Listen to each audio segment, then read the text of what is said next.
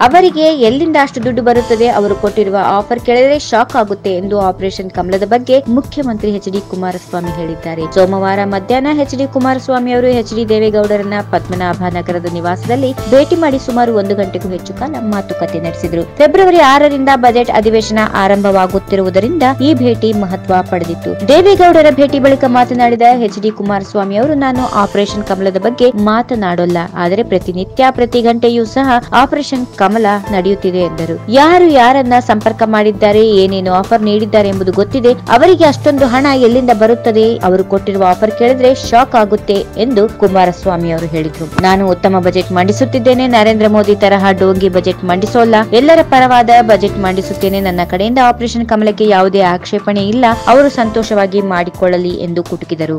ಕೇಂದ್ರ ಸಚಿವ ಡಿ.ವಿ. ಸದಾನಂದಗೌಡ ಹೇಳಿಕೆಗೆ ಪ್ರತಿಕ್ರಿಯೆ ನೀಡಿದ ಅವರು, ಜನರಿಗೆ ಏನು ಬೇಕು ಎಂಬುದು ಗೊತ್ತಿದೆ. 15 ದಿನದಿಂದ ಬಜೆಟ್ಗಾಗಿ ಕಷ್ಟಪಟ್ಟು ಕೆಲಸ ಮಾಡುತ್ತಿದ್ದೇನೆ, ಡೋಂಗಿ ಬಜೆಟ್ ಮಂಡಿಸುವುದಿಲ್ಲ ಎಂದು ತಿರುಗೇಟು ನೀಡಿದರು.